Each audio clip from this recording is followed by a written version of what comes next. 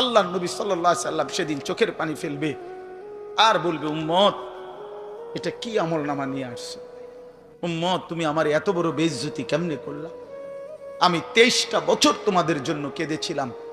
সারা রাত এশার নামাজের পরে নবী দাঁড়াইছে কানতে কানতে, ফজরের আজান পর্যন্ত নবী উম্মতের জন্য দোয়া করছে আর চোখের পানি ফেলছে।